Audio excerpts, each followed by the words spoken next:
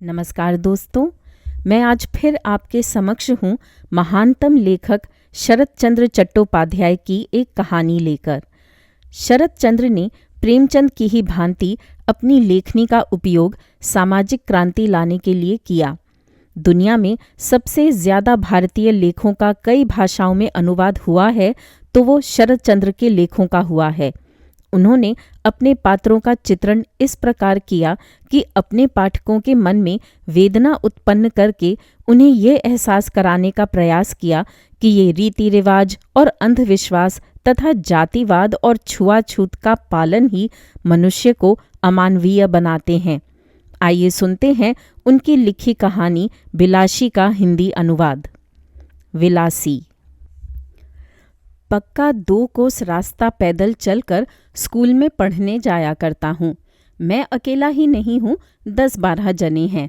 जिनके घर देहात में हैं उनके लड़कों को 80% इसी प्रकार विद्या लाभ करना पड़ता है।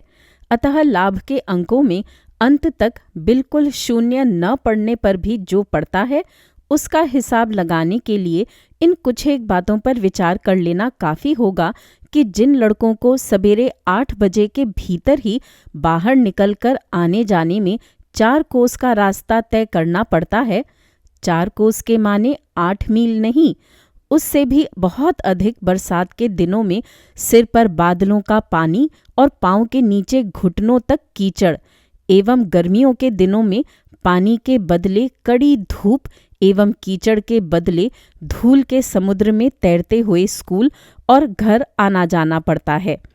अभागे बालकों को माँ सरस्वती प्रसन्न होकर वर दें कि उनके कष्टों को देखकर वे कहीं अपना मुंह दिखाने की बात भी नहीं सोच पाती।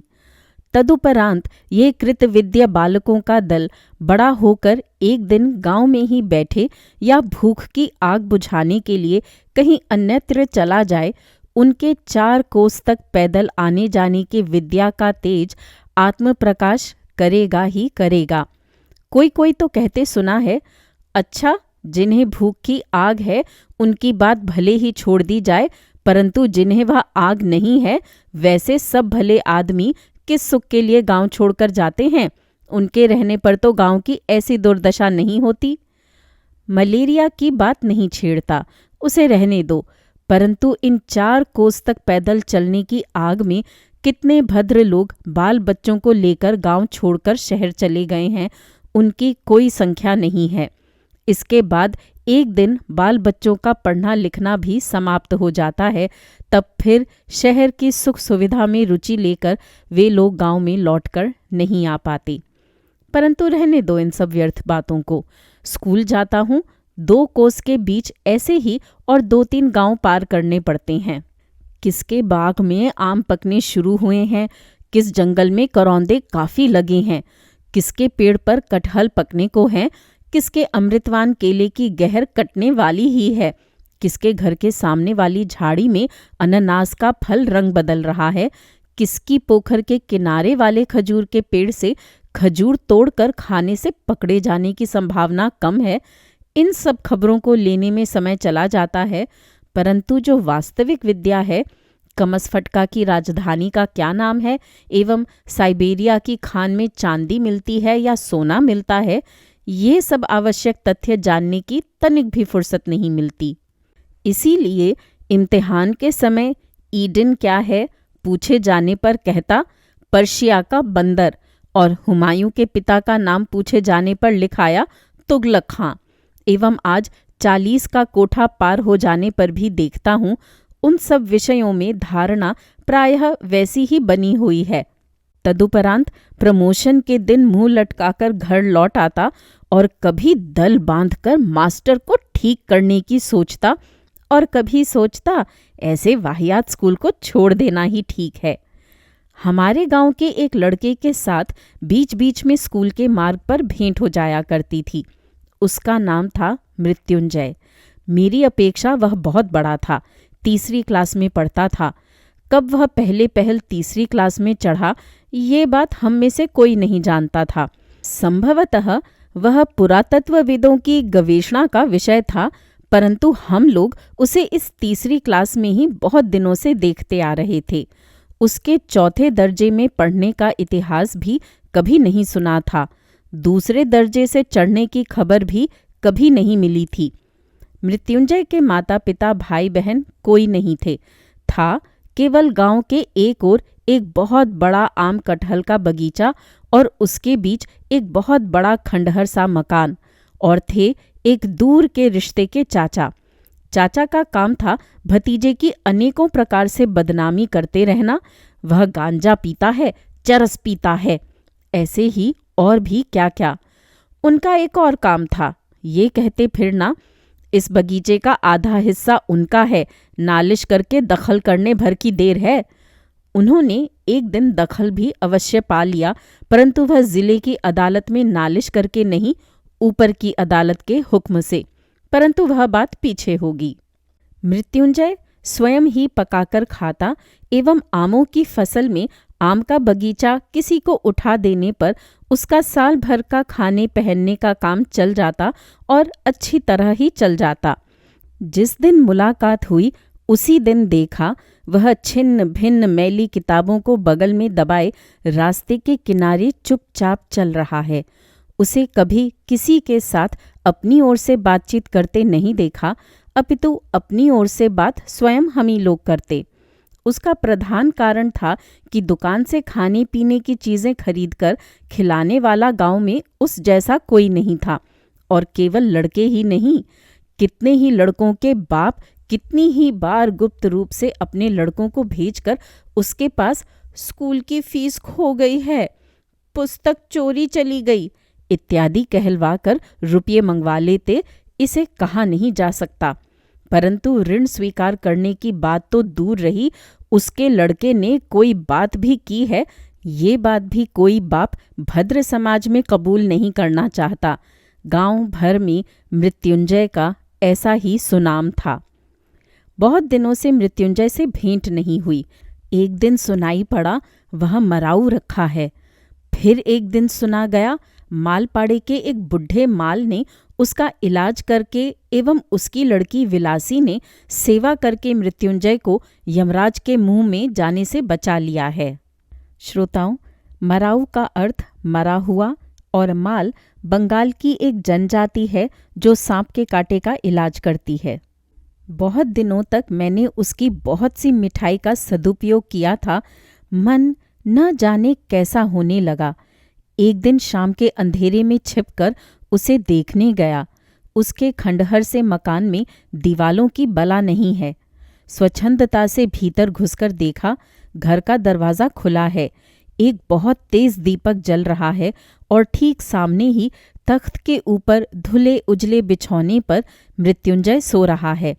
उसके कंकाल जैसे शरीर को देखते ही समझ में आ गया, सचमुच ही यमराज ने प्रयत्न करने में कोई कमी नहीं रखी, तो भी वह अंत तक सुविधापूर्वक उठ नहीं सका, केवल उसी लड़की के जोर से। वह सिरहाने बैठी पंखे से हवा झल रही थी। अचानक मनुष्य को देख चौंक कर उठ खड़ी हुई। ये उसी बुढ़े सपेरे की लड़की विलासी है। उसकी आयु 18 की है या 28 की, सो ठीक निश्चित नहीं कर सका, परंतु मुंह की ओर देखने भर से खूब समझ गया। आयु चाहे जो हो, मेहनत करते करते और रात रात भर जागते रहने से इसके शरीर में अब कुछ नहीं रहा है। ठीक जैसे फूलदानी में पानी देकर भिगो रखे गए बासी फूल की भांति हाथ का थोड़ा सा स्पर्श लगते ही, थोड़ा सा हिलाते डुलाते ही झड़ पड़ेगा। मृत्युंजय मुझे पहचानते हुए बोला, कौन, न्याड़ा? बोला, हाँ। मृत्युंजय ने कहा, बैठो। लड़की गर्दन झुकाए खड़ी रही।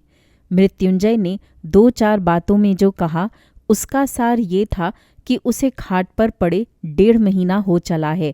बीच में 10-15 दिन वह अज्ञान अचैतन्य अवस्था में पड़ा रहा। अब कुछ दिन हुए वह आदमियों को पहचानने लगा है।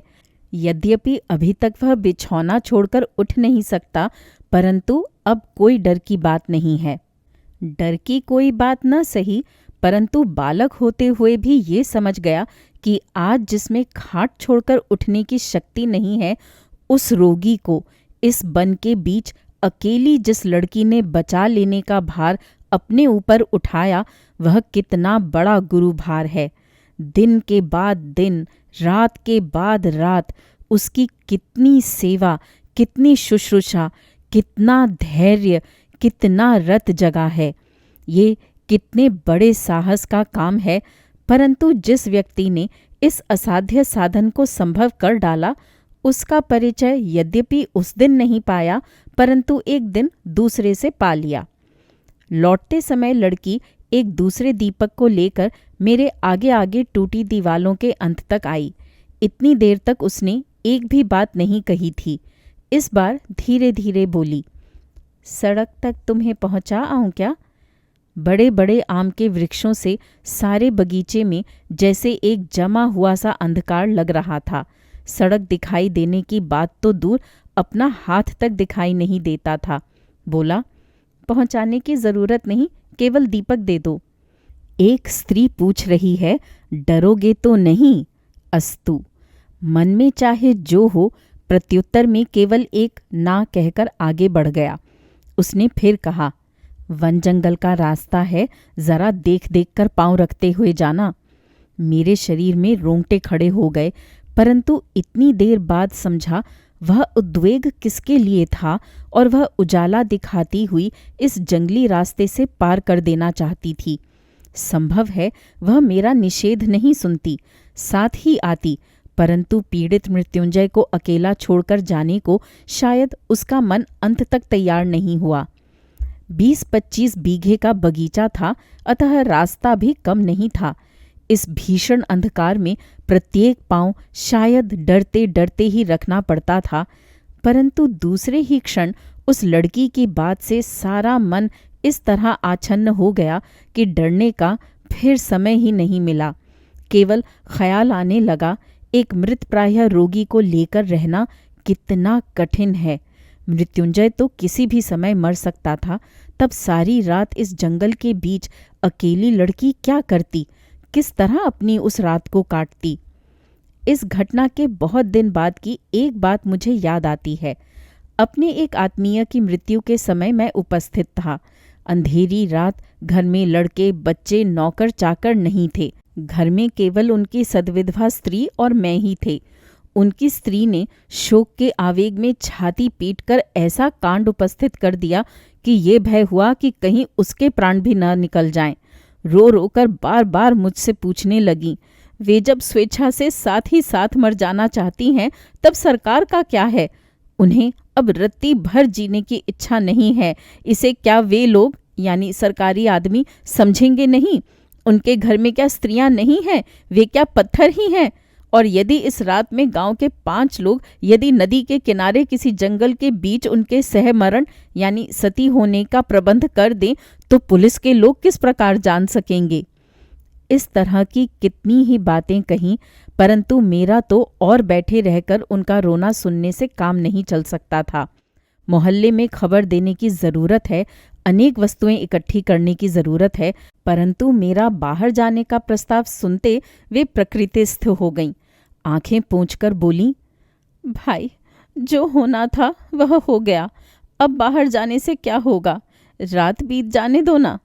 बोला, बहुत काम है, न जाने पर काम नहीं होंगे। वे बोली, काम रहने दो, तुम बैठो। बोला, बैठने से काम नहीं चलेगा, एक बार खबर देनी ही पड़ेगी। कहकर पांव बढ़ाते ही वे चीत्कार कर उठी, अरे बाप रे, मैं अकेली नहीं रह सकूंगी। अतः फिर बैठ जाना पड़ा। कारण तब समझ में आया।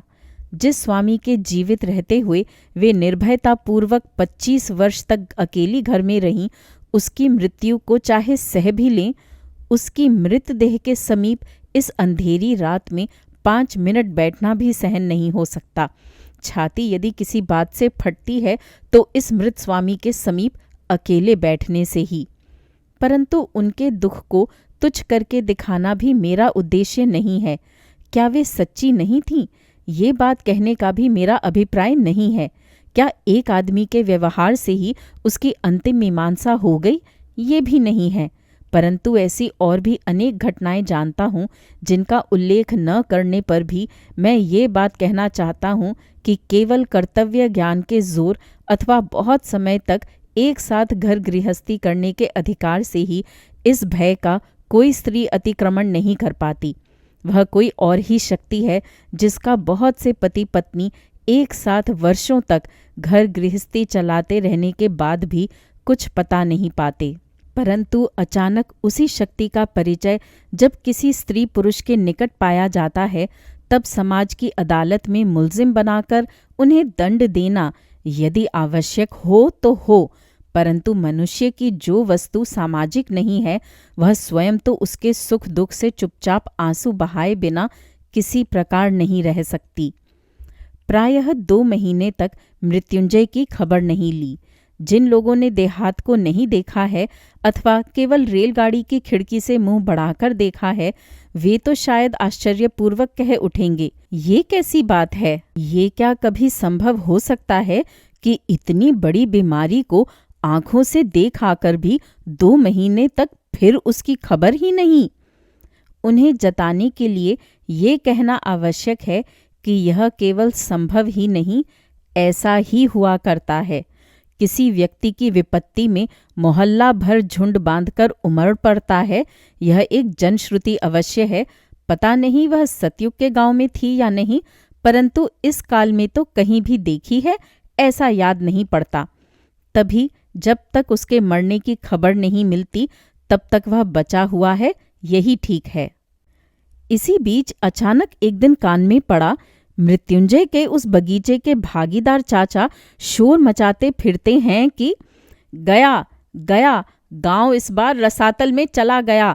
नालते के मित्र कहलाकर समाज में अब वे अपना मुंह दिखाने योग्य नहीं रहे। नालायक एक सपेरे की लड़की से निकाह करके उसे घर ले आया है, और केवल निकाह नहीं, ये भी न हो चूल्हे में जाए, उसके हाथ का भात तक खाया है। गांव ने यदि इसका दंड न दिया तो वन में जाकर ही रहना पड़ेगा। कोड़ोला और हरिपुर का समाज इस बात को सुनेगा तो इत्यादि इत्यादि। तब लड़के बूढ़े सभी के मुंह पर एक ही बात, ये क्या हुआ? कलयुग क्या सचमुच ही उलट बैठा है? चाचा कहते फिरते हैं, ये होगा, इसे बहुत लोग पहले से ही जानते थे, वे केवल तमाशा देख रहे थे।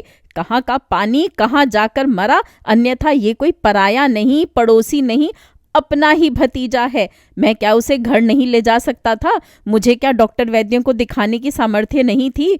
तब फिर ऐसा क्यों नहीं किया? इसे अब देख लें। परंतु अब तो चुप नहीं बैठा जा सकता। ये जो मित्र वंश का नाम डूबा जा रहा है, गांव के मुंह पर जो कालिख लगी जा रही है। तब हमारे गांव के लोगों ने मिलकर जो काम किया उसे सोचते ही मैं लज्जा से मर जाता हूँ। चाचा चले नालते के मित्रवंश के अभिभावक बनकर और हम 10-12 जने साथ चले। गांव के मुंह पर कालिख न लगे इसलिए मृत्युंजय के टूटे फूटे मकान पर जाकर जब उपस्थित हुए उस समय शाम हो चुकी थी। लड़की भग्न बरामदे के एक किनारे बैठी हुई रोटी बना रही थी। अचानक लाठी सोटा हाथ में लिए इतने लोगों को आंगन में देखकर भय से नीली पड़ गई।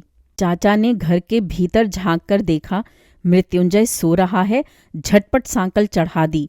उस भय के कारण मृतप्राय लड़की से संभाषण शुरू कर दिया।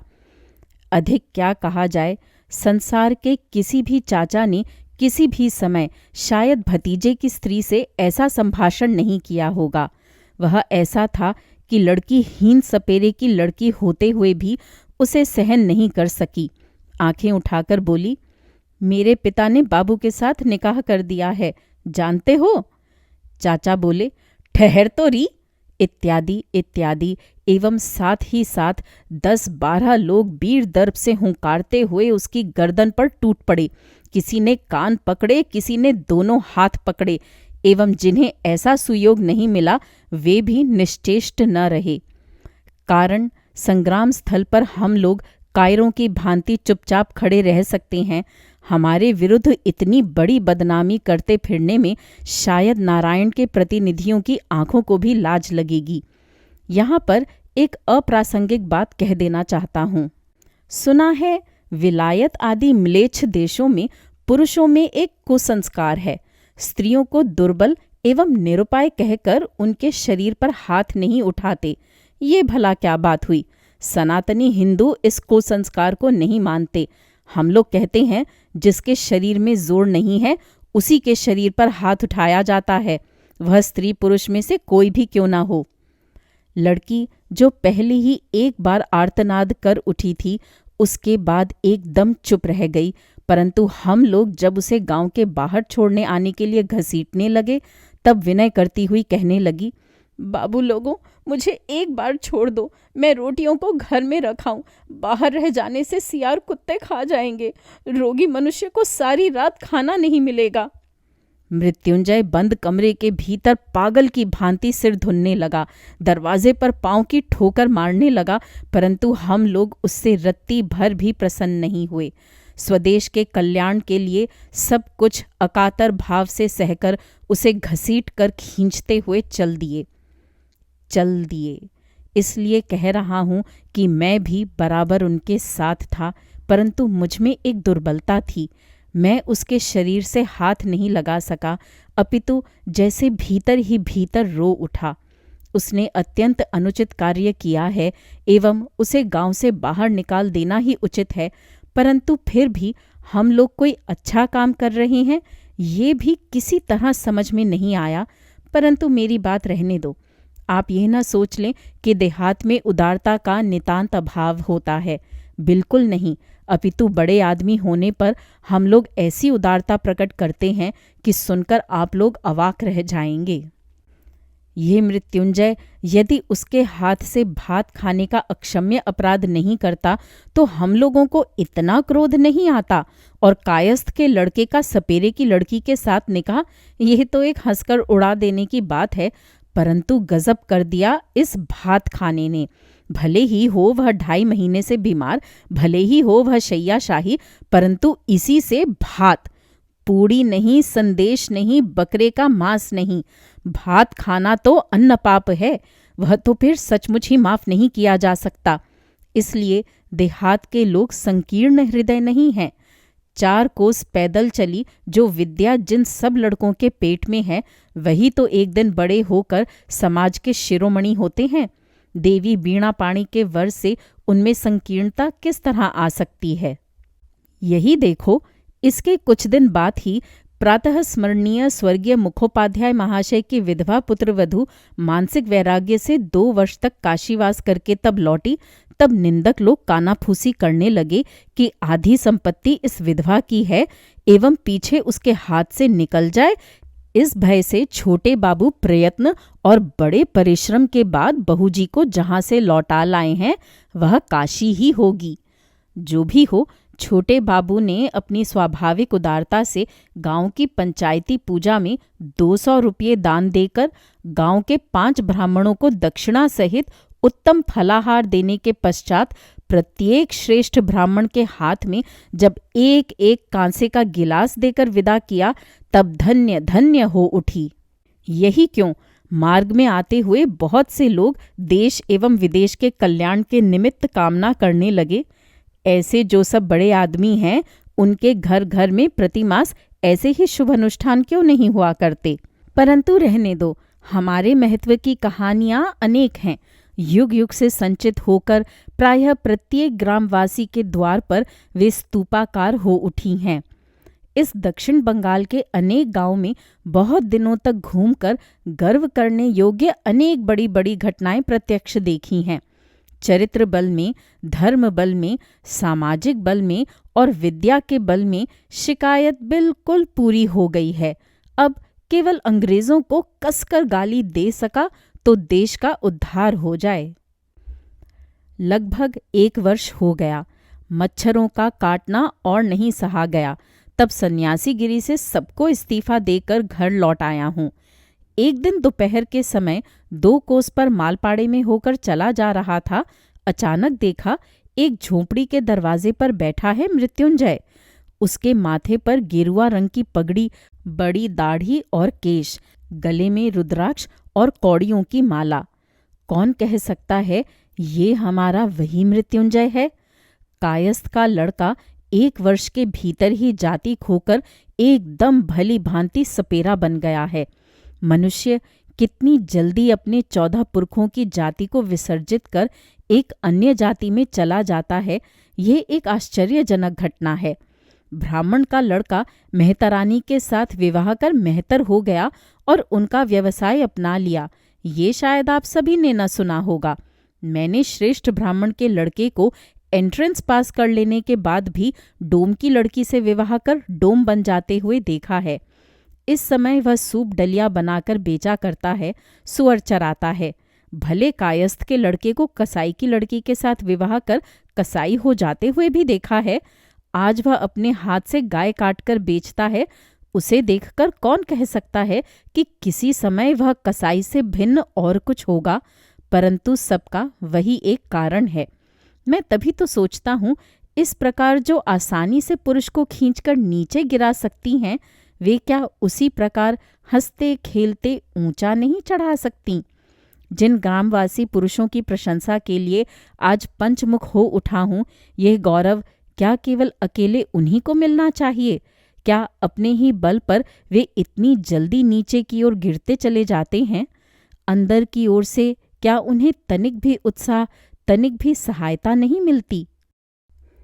परंतु रहने दो, जोश में आकर शायद अनाधिकार चर्चा कर बैठूंगा, परंतु मुझे कठिनाई यही आ पड़ी है कि मैं किसी भी तरह नहीं भूल पाता कि देश के 90% नर नारी इन गांव में रहकर ही मनुष्य बनते हैं, एवं इसीलिए हम लोगों को कुछ करना ही चाहिए। खैर, कह रहा था कि देखकर कौन कह सकता है कि ये वही मृत्युंजय है, परंतु मुझे उसने खातिर करके बैठाया। विलासी पोखर से पानी भरने गई थी। मुझे देखकर वह भी बहुत खुश होकर बार बार कहने लगी, तुम्हारे न आने से वे लोग रात में मुझे मार ही डालते। मेरे लिए न जाने तुमने कितनी मार खाई होगी। बातों ही बातों में सुना, दूसरे दिन से ही वे यहाँ आकर क्रमशः घर बनाकर रहने लगे हैं एवं सुखी हैं। ये बात मुझे बताने की आवश्यकता नहीं थी, केवल उन लोगों के चेहरे की ओर देखकर ही मैं समझ गया था। तो भी सुना, आज कहीं से उन्हें सांप पकड़ने के लिए बयाना आया है और वे तैयार बैठे हैं। मैं भी उनके साथ जाने के लिए उछल पड़ा। बचपन से ही मुझे 2 बातों का बड़ा शौक रहा है, एक तो गोखुरा काला सांप पकड़कर पालना और दूसरा मंत्र सिद्ध करना। सिद्ध होने का उपाय अब तक ढूंढकर भी नहीं निकाल सका था, परंतु मृत्युंजय को उस्ताद के रूप में पा लेने की आशा से आनंद से उत्फुल्ल हो उठा। वह अपने सुप्रसिद्ध ससुर का शिष्य है, अतः बड़ा आदमी है। मेरा भाग्य अचानक ऐसा चमक उठेगा, इसे कौन सोच सकता था? परंतु काम बड़ा है एवं भय का भी है, कहकर पहले उन दोनों ने आपत्ति की, किंतु मैंने ऐसी जिद पकड़ ली कि महीने भर के भीतर ही मुझे शागिर्द बना लेने के अतिरिक्त मृत्युंजय को और कोई मार्ग ही नहीं मिला। सांप पकड़ने का मंत्र और तरकीब सिखाकर एवं भुजा में औषधियों वाला एक ताबीज बांधकर बाकायदा सपेरा बना दिया। मंत्र क्या था जानते हैं? उसका अंतिम भाग मुझे याद है। ओरे केवट तू मनसा का वाहन, मनसा देवी मेरी माँ, उलट पुलट पाताल फेड़, ढूंढा का विष तू ले ले, अपना विष ढूंढा को दे। दूधराज मणिराज किसकी आज्ञा से, विष हरि की आज्ञा से। इसका अर्थ क्या है सो मैं नहीं जानता, कारण जो इस मंत्र के सृष्टा ऋषि थे अवश्य ही कोई न कोई थे, उनका साक्षात्कार कभी नहीं मिला। अंत में एक दिन इस मंत्र की सत्य मिथ्या की चरम मीमांसा हो गई, परंतु जब तक नहीं हुई तब तक सांप पकड़ने के लिए मैं चारों ओर प्रसिद्ध हो गया। सब लोग कहने लगे, हाँ, न्याड़ा एक गुणी आदमी है। सन्यासी वेश में कामाख्या जाकर सिद्ध हो आया है। इतनी आयु में इतना बड़ा उस्ताद बन जाने से घमंड में भरकर मेरे पांव ही धरती पर नहीं पड़ते थे, ये हालत हो गई। विश्वास नहीं किया केवल 2 व्यक्तियों ने। मेरा जो गुरु था वह तो अच्छी बुरी बात नहीं कहता था, परंतु विलासी बीच बीच में मुंह बिचकाकर हंसती हुई कहती, ठाकुर ये सब भयंकर जानवर हैं, जरा सावधानी से हिलाया डुलाया करो। वस्तुतः मैं विष दंत तोड़ने, सांप के मुंह से विष निकालने के काम ऐसी लापरवाही से करने लगा था कि वह सब याद करके मेरा शरीर आज भी कांप उठता है। असल बात यह है कि सांप पकड़ना भी कठिन नहीं है एवं पकड़े हुए सांप को 2-4 दिन हांडी में बंद रखने के बाद उसके विषदंत भी तोड़े जाएं या न तोड़े जाएं, किसी भी तरह वह काटना नहीं चाहता। फन उठाकर काटने का बहाना भी करेगा, भय दिखाएगा, परंतु काटेगा नहीं। बीच बीच में हम गुरु शिष्यों के साथ विलासी तर्क करती। सपेरों का सबसे लाभदायक व्यवसाय है जड़ी बूटी बेचना, जिसे देखते ही सांप को भागने का रास्ता नहीं मिलता, परंतु उससे पहले एक मामूली सा काम करना पड़ता है। जिस सांप को जड़ी दिखाकर भगाना हो, उसके मुंह को एक लोहे की सलाख गर्म करके कई बार दाग देना चाहिए। तदुपरांत उसे सलाख दिखाओ या एक सींग ही दिखा दो, उसे कहीं भागकर जान बचाने की ही सूझेगी। इस काम के विरुद्ध विलासी भयानक आपत्ति करती हुई मृत्युंजय से कहती, देखो, इस तरह मनुष्यों को ठगना मत। मृत्युंजय कहता, सभी करते हैं, इसमें दोष क्या है? विलासी कहती, करने दो सबको, हम लोगों को तो खाने पीने की फिक्र नहीं है, फिर हम क्यों झूठ मूठ लोगों को ठगने जाएं। एक और बात मैंने बराबर लक्ष्य की। सांप पकड़ने का बयाना आते ही विलासी अनेक प्रकार की बाधा देने का प्रयत्न करती। आज शनिवार है, कल मंगलवार है, ऐसे कितने ही। मृत्युंजय के उपस्थित न होने पर तो वह एकदम भगा ही देती, परंतु उपस्थिति रहने पर नकद रुपये का लोभ वह संवरण नहीं कर पाता और मुझे तो एक तरह का नशा सा उठ खड़ा हुआ था। अनेक प्रकार उसे उत्तेजित करने की चेष्टा में कमी नहीं रहने देता। वस्तुतः इसमें मजे के अतिरिक्त कहीं भय भी है, ये बात मेरे मन में ठहरती ही नहीं, परंतु इस पाप का दंड मुझे एक दिन अच्छी तरह भोगना पड़ेगा। उस दिन 1.5 कोस की दूरी पर एक ग्वाले के घर सांप पकड़ने गया था। विलासी हमेशा साथ जाती थी, आज भी साथ थी। मिट्टी की मढ़ैया में थोड़ी सी खोज करते ही एक बिल का चिन्ह मिल गया। हम में से किसी ने नहीं देखा, परंतु विलासी सपेरे की लड़की थी। उसने झुककर कुछ कागज के टुकड़े उठाते हुए मुझसे कहा, ठाकुर, जरा सावधानी से खोदना, एक ही सांप नहीं है, एक जोड़ा तो है ही, शायद और भी अधिक हों। मृत्युंजय बोला, ये लोग तो कहते हैं एक ही आकर घुसा है, एक ही दिखाई दिया है। विलासी ने कागज दिखाते हुए कहा, देखते नहीं, उन्होंने यहाँ रहने की जगह बना ली है। मृत्युंजय ने कहा, कागज तो चूहे भी ला सकते हैं। विलासी ने कहा, दोनों बातें हो सकती हैं, परंतु 2 सांप हैं, मैं कहती हूँ। वास्तव में विलासी की बात ही ठीक निकली एवं मर्मातक भाव से उस दिन ठीक निकली। 10 मिनट के भीतर ही एक जबरदस्त खरिश गोखुरा सांप पकड़कर मृत्युंजय ने मेरे हाथ में दिया, परंतु उसे पेटी में बंद करके लौटते न लौटते ही मृत्युंजय ओह कहकर निश्वास छोड़ता हुआ बाहर आ खड़ा हुआ। उसकी हथेली के पीछे से झरझर कर खून बह रहा था।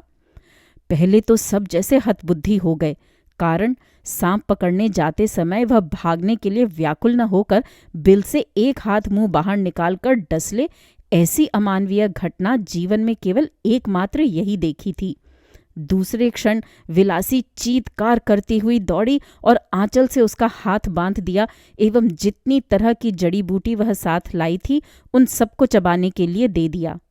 मृत्युंजय का अपना ताबीज तो था ही, उसके ऊपर मेरा ताबीज खोलकर भी उसके हाथ में बांध दिया। आशा थी कि विष इससे ऊपर नहीं चढ़ेगा।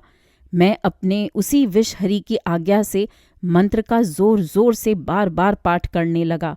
चारों ओर भीड़ जमा हो गई एवं इस पर अंचल में जहां भी जितने गुणी व्यक्ति थे सबको खबर देने के लिए चारों ओर आदमी दौड़ पड़े।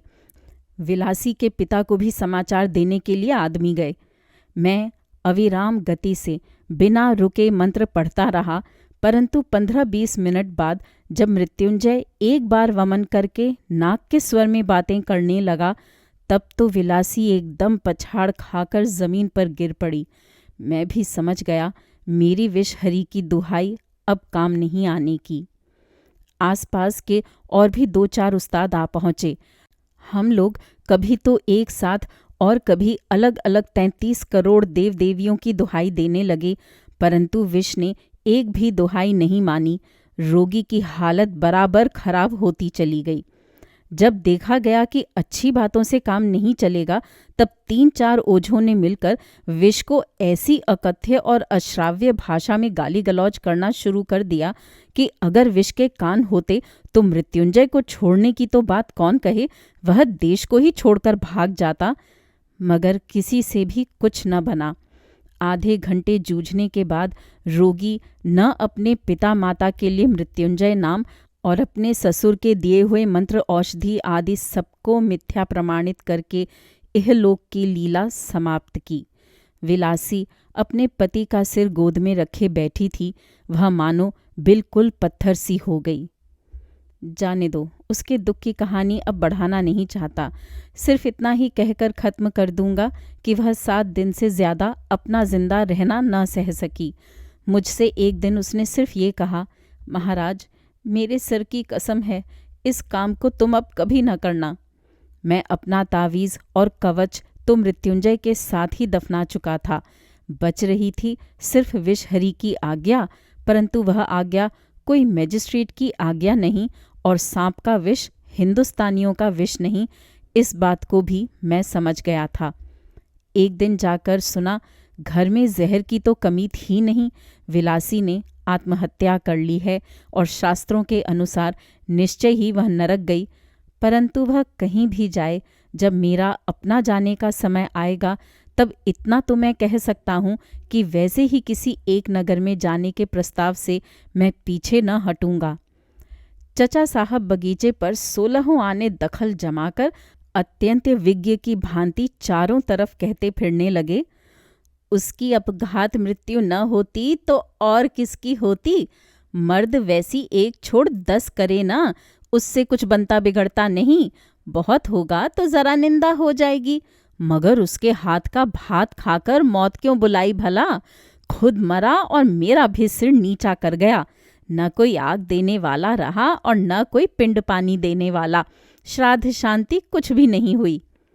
गांव के लोग एक स्वर में कहने लगे, इसमें क्या शक है, अन्न पाप महापाप है। बाप रे, इसका कोई प्रायश्चित है। विलासी की आत्महत्या की घटना भी बहुतों के परिहास का विषय हो गई। मैं अक्सर सोचा करता हूँ, ये अपराध शायद उन दोनों ने ही किया था, परंतु मृत्युंजय तो एक गांव का लड़का था। देहात के तेल पानी से ही इतना बड़ा हुआ था, फिर भी उसे इतने दुस्साहस के काम में जिस वस्तु ने प्रवृत्त कर दिया था, उसे किसी ने आंखें खोल देखा तक नहीं। मुझे मालूम होता है, जिस देश के नर नारी में परस्पर हृदय जय करके विवाह करने की रीति नहीं है, बल्कि वह निंदा की चीज़ है, जिस देश के स्त्री पुरुष आशा करने के सौभाग्य और आकांक्षा करने के भयंकर आनंद से हमेशा के लिए वंचित हैं, जिन्हें विजय का गर्व और पराजय की व्यथा इनमें से किसी को भी अपने जीवन में वहन नहीं करना पड़ता, जिनके भूल करने का दुख और भूल न करने का आत्मप्रसाद दोनों में से एक बला नहीं, जिनके प्राचीन और बहुदर्शी विज्ञ समाज ने बहुत ही सावधानी से देश के लोगों को सब तरह के हंगामों से अलग रहकर आजीवन केवल भले आदमी बने रहने की व्यवस्था कर दी है, इसी से विवाह संस्कार जिनके लिए महज एक कॉन्ट्रैक्ट है, फिर वह वैदिक मंत्रों से डॉक्यूमेंट शुदा चाहे जितना पक्का ही क्यों न हो गया हो, उस देश के लोगों में इतनी सामर्थ्य नहीं कि वे मृत्युंजय के अन्न पाप का कारण समझ सकें। विलासी का जिन लोगों ने मजाक उड़ाया था, वे सभी साधु गृहस्थ और साधु गृहिणियां हैं। उन सबको अक्षय स्वर्ग और सती लोक प्राप्त होगा, ये भी मैं जानता हूँ।